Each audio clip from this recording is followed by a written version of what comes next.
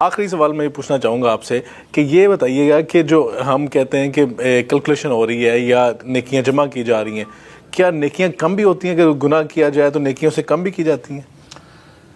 نیکیاں کرنے سے گناہ تو معاف ہوتے ہیں، لیکن گناہوں سے نیکیاں کم نہیں ہوتی، لیکن آٹومیٹکلی ہوگا کہ گناہ اگر بڑھ گئے تو وہ نیکیوں کو کم کر دیں گے۔ قرآن میں سورہ ہود میں آیا کہ نیکیاں برائیوں کو مٹا دیتی ہیں، یہ کہیں نہیں آیا کہ برائیاں نیکیوں کو مٹا دیتی ہیں۔ ٹھیک، وہ نیکی اپنی جگہ رہتی ہے لیکن برائی بڑھ گئی نیکی کی نسبت، تو اوورآل وہ ریشو پروپورشن گر گیا نا۔ بالکل ٹھیک، اس لیے نیکیوں کا اہتمام کروایا جاتا ہے، البتہ نیکی برائی کی وجہ سے تو نہیں، لیکن ریاکاری کی وجہ سے ٹھیک، زیرو سے ملٹیپلائی ہو سکتی ہے۔ وہ آپ نے اللہ کے لیے کیا نہیں، وہ مسند احمد میں حدیث ہے جس نے دکھلاوے کے لیے نماز پڑھی، شرک کیا۔ اللہ اکبر، نماز اللہ کی پڑھ رہے ہیں لیکن شرک ہو گیا، دکھلاوے کی، دکھلاوے کے لیے صدقہ کیا، شرک کیا۔ جس نے دکھلاوے کے لیے روزہ رکھا، شرک کیا۔ بہت سینسٹیو ایشو ہے۔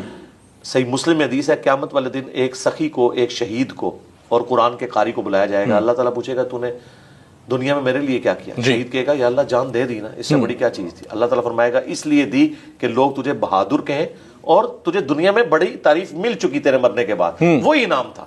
میرے ہاں کوئی انعام نہیں ہے، اوندھا منہ کر کے جہنم میں۔ اللہ، پھر قرآن کا قاری بلایا جائے گا، تو دنیا میں تیری تعریف ہوئی نا، آج کی ڈیٹ میں اشتہاروں میں بڑے بڑی دمیں بھی تیرے نام کے ساتھ لگی، لیکن میرے ہاں کوئی اجر نہیں، الٹا منہ کر کے جہنم میں۔ پھر سخی کو بلایا جائے گا، وہ کہے گا یا اللہ تو نے جس جس جگہ حکم دیا میں نے وہاں وہاں مال خرچ کیا۔ اللہ تعالیٰ فرمائے گا اس لیے کیا کہ لوگ تجھے مالدار کہیں اور دنیا میں تیری تعریف ہو چکی، تو اجر لے کے آیا دنیا میں۔ اللہ اکبر، تو یہ ریاکاری، اور یہ مسلم شریف کی حدیث ہے۔ دیکھیں اتنی نیکیاں زیرو سے ملٹیپلائی، اور اس سے خطرناک رزلٹ یہ ہے فرشتوں نے تو وہ نیکیاں لکھی ہوئی تھی لیکن اللہ نے زیرو سے ملٹیپلائی کر۔ تو آپ مجھے بتائیں، فرشتے تو صرف کاؤنٹنگ کر رہے ہیں، اصل حساب و کتاب اللہ نے کرنا ہے۔ یہ بتائیے کہ اللہ تعالیٰ نے قرآن پاک میں کہا ارأیت من اتخذ الہ ہوا، کیا آپ نے اس شخص کو نہیں دیکھا جس نے اپنی ذاتی خواہش کو اپنا الہ بنا لیا؟ تو ایسا دیکھا جائے تو ہم تو سب لوگ کہتے ہیں کہ یہ میرا دل کر رہا تھا تو میں نے ایسے کر لیا، تو یہ تو بہت ایک سخت وعید نہیں ہے؟ جی وعید ہے اگر یہ اللہ کی لیمٹس کو کراس کرے، ادروائز کوئی مسئلہ نہیں۔ اچھا جی دیکھیں صحیح مسلم میں حدیث ہے سبحان اللہ بھی صدقہ ہے، لا الہ الا اللہ کہنا بھی صدقہ ہے، راستے سے ایک تکلیف دہ چیز کو دور کرنا بھی صدقہ ہے، حتیٰ کہ تمہارا اپنی بیویوں کے ساتھ ازدواجی تعلق قائم کرنا بھی صدقہ اور نیکی ہے۔ یہ صحیح مسلم کی حدیث ہے۔ تو صحابہ کرام نے پوچھا یا رسول اللہ یہ تو خالصتاً ایک اینیمل انسٹنکٹ ہے، اس کے اوپر کیسے ثواب ملے گا؟ آپ نے فرمایا اگر یہی ضرورت تم ناجائز طریقے سے پوری کرتے تو کیا تمہیں گناہ ہوتا؟ ان کا ہوتا۔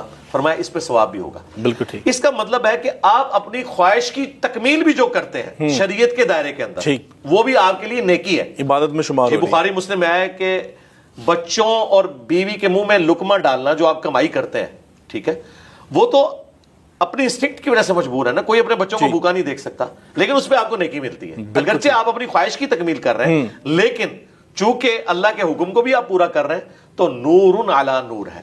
مسئلہ وہاں ہے کہ جہاں آپ انسٹنکٹ کی پیروی کر کے اللہ کی حدوں کو کراس کر دیں، اور وہ تو اتنا خطرناک معاملہ ہے جو میں نے پہلے بیان کر دیا، وہ تو نیکی کا کام بھی کریں گے نا تو وہ بھی زیرو سے ملٹیپلائی ہو گیا، گناہ کو تو آپ چھوڑ دیں۔ بالکل ٹھیک ہے۔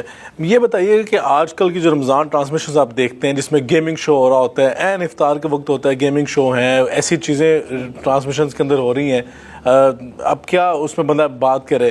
تو ایسی ٹرانسمیشنز کو دیکھنا کیا وقت کا ضیاع اور کیا میں الفاظ استعمال کروں؟ میں تو کہتا ہوں یہ ٹی وی چینل ظلم کر رہے ہیں، اور میں آپ کو بتاؤں یہ آلموسٹ کوئی 2018 کی بات ہے، میں اسلام آباد ہائی کورٹ میں جسٹس شوکت صدیقی صاحب کی عدالت میں تھا، تو وہاں ایک ٹی وی اینکر پیش ہوئے، چونکہ آپ کی ایک میڈیا پالیسی ہے میں نام نہیں لیتا نا چینل کا، تو اسے جسٹس شوکت صدیقی صاحب نے خوب ڈانٹا کہ بھئی تو نے یہ رمضان کے اندر یہ سارے معاملات کرنے ہوتے ہیں جو تم نے یہ والے سلسلہ شروع کیا ہوا ہے، وہ آپ کو اندازہ ہو جائے گا میں کس کی بات کر رہا ہوں۔ خیر اس نے معافی بھی مانگی، بعد میں بھی خیر وہی کام کرتا رہا، لیکن عدالتیں اس طرح کی چیزوں کا نوٹس تو لیتی ہیں، لیکن اس کا فائدہ ایٹ لیسٹ یہ ہوا کہ کافی چینل سنبھل گئے تھے۔ رمضان کی نشریات میں جو ایک بہت زیادہ ایک ولگر ایشو آ گیا تھا نا، وہ ایٹ لیسٹ ایڈریس ہو گیا۔ یہ جو باقی گیمنگ والا معاملہ ہے، اس میں اگر تو کوئی پازیٹیو ہو، دیکھیں طارق عزیز شو لگتا تھا جب ہم چھوٹے چھوٹے تھے، نیلام گھر تھا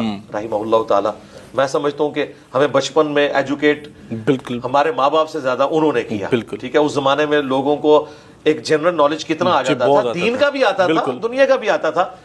اب جو ہے وہ یہ ہے کہ آپ اندازہ لگاؤ اس کے اندر کیا پڑا ہوا ہے. اب مجھے بتائیں اس سے کسی کو کیا حاصل ہوگا کہ اس ڈبے کے اندر کیا پڑا ہوا ہے, اور وہ عجیب عجیب حرکات کر کے دکھائیں تو آپ کو یہ ملے گا. یہ تماشا, یہ گورنمنٹ کا کام ہے, عدالتوں کا کام ہے, ان چیزوں کا نوٹس لیں اور اس کے اوپر پابندی لگائیں.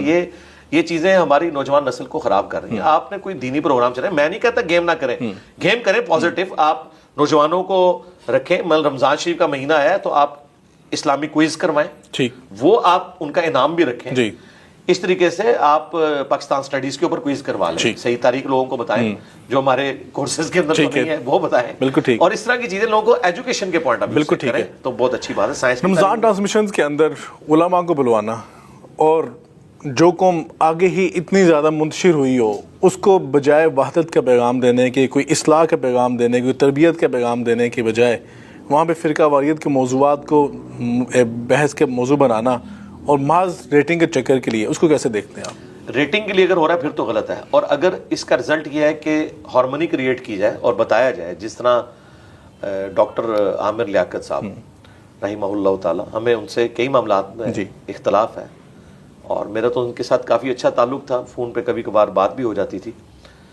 تو انہوں نے عالم آن لائن بڑا اچھا ایک سلسلہ شروع کیا. اہل سنت کے علماء بیٹھتے تھے, شیعہ علماء بیٹھتے تھے, یہ یعنی پائنیئر ہیں اس کے, اور اس میں وہ کامن ٹرمز کے اوپر ہی سارے معاملات ہوتے تھے, اور وہ اینڈ پہ بتاتے کہ دیکھیں کوئی فرق ہی نہیں ہے دونوں میں. اس طرح کے اگر پروگرام ہو رہے ہیں وہ تو درست ہے. ایون اختلافی موضوعات کے اوپر بھی اگر ایک ڈیسنٹ گفتگو ہو رہی ہے وہ تو ٹھیک ہے, اختلاف ڈسکس ہونا چاہیے. ہم تو کہتے ہیں ایک ڈیموکریٹک کنٹری کے اندر اختلافات ڈسکس ہونے چاہیے, لڑائی کے درجے میں نہیں. آپ ہیومن ڈگنیٹی وائلیٹ نہ کریں, پوائنٹ آف ویو سامنے رکھیں تاکہ پبلک کو پتا چلے, تو کئی چیزیں مسکنسیپشنز دور ہوتے ہیں. میں آپ کو بتاؤں, میں ایک ٹی وی ٹاک شو میں ایک بڑے دیوبندی مفتی کو سن رہا تھا, جب ایک شیعہ عالم نے کہا جی ہم تو قرآن حکیم کو محفوظ مانتے ہیں اور یہ 30 پاروں کی ڈویژن تو بعد میں ہوئی ہے, ہمارے کوئی 40 پارے نہیں ہیں, اور 30 پارے بھی سعودیہ میں تو پاروں کی بھی ڈویژن کوئی نہیں ہے, تو تابعین کے دور میں. تو وہ مفتی صاحب کہتے ہیں کہ مجھے تو آج پہلی دفعہ پتہ چلا کہ آپ کا اور ہمارا قرآن ایک ہے. اب مجھے بتائیں کہ یہ ہمیں مدارس کے اندر تعلیم دی جا رہی ہے کہ ہمارے مفتیوں کو بھی نہیں پتا کہ بھئی شیعہ کا بھی وہی قرآن ہے جو سعودیہ سے چھپ رہا ہے.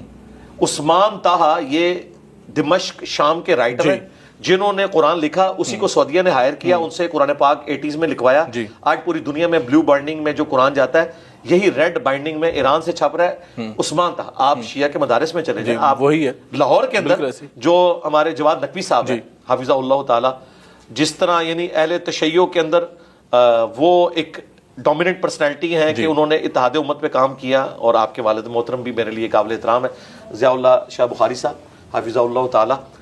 تو ان کے آپ مدارس میں جائیں تو آپ کو قرآن وہی عثمان طاہا والا نظر آئے گا, بالکل ایسے, وہ ایک سنی رائٹر کا لکھا بالکل ایسے. بلکہ ابھی تو آپ دیکھیں نا, جب قرآن پاک کی حرمت کی بات ہے تو ایرانی صدر نے جو نسخہ اٹھا کے دکھایا وہاں پہ اقوام متحدہ میں, تو وہ سعودی عرب کا چھپا ہوا قرآن پاک. ظاہر ہے کوئی فرق نہیں ہے. پھر آج تک کیا ہمارے علماء نے زحمت کی کہ ہم کبھی شیعہ کی مسجد میں جا کے دیکھیں کہ قرآن کو کون سا پڑھ رہے ہیں؟ اگر قرآن ہی شیعہ نہیں مانتے تو بھائی پھر تو اعلانیہ معاملہ ہی کچھ اور ہو جائے گا. یہ تو ان کو بھی پتا ہے, وہ تو پھر یہ ان کے اوپر ایک جھوٹا الزام لگا رہے ہیں, اور جن روایتوں کی بنیاد پہ آپ لگا رہے ہیں اس طرح کی روایتیں تو اہل سنت کے ہاں بھی ہیں, لیکن ہم ان روایتوں کو صحیح نہیں سمجھتے. وہ بھی ان روایتوں کو صحیح نہیں سمجھتے. وہ کہتے ہیں کہ قرآن جو تواتر سے امت میں نقل ہوا ہے, مشرق سے لے کر مغرب تک ایک ہی قرآن ہے. آپ دنیا میں کوئی سورت کھولیں اور آپ افریقہ کے مسلمان کو کہیں کہ اس کی آیت نمبر 33 پڑھو, اور اس کے بعد آپ انڈونیشیا کے مسلمان کو کہیں کہ اگلی پڑھو, الفاظ کو آپ جمع کر لیں, کبھی کوئی کنفلکٹ آتا ہی نہیں ہے. ٹھیک ہے, رہی روایتیں, ظاہر ہے وہ انسانی کوشش ہے, اس میں غلطی ہو سکتی ہے. صحیح احادیث کے مقابلے پہ ضعیف روایتیں نہیں قبول کی جاتی, اور قرآن تو تواتر سے نقل ہوا ہے, ہزاروں نہیں لاکھوں الفاظ نے نسل در نسل ٹرانسفر کیا. آج بھی قرآن کے اینڈ پہ لکھا ہوتا ہے ہم نے حرف بہ حرف اس قرآن کو پڑھا, اس میں کوئی غلط ٹیسٹ ہوتا ہے باقاعدہ. اچھا, وہ جو ٹیسٹ کر رہا ہوتا ہے بندہ, اس نے اپنے کرائمنگ سے کرنا ہوتا ہے, اس کے پاس کوئی حضرت عثمان کا نسخہ نہیں ہے. ایسے ہی ہے, یہ نسل در نسل قرآن ٹرانسفر ہوا ہے, ریٹن بھی ریکارڈ ہے, لیکن یہ سینہ بسینہ جس طریقے سے شفٹ ہوا ہے الحمدللہ کوئی اختلاف نہیں. بالکل ٹھیک ہے.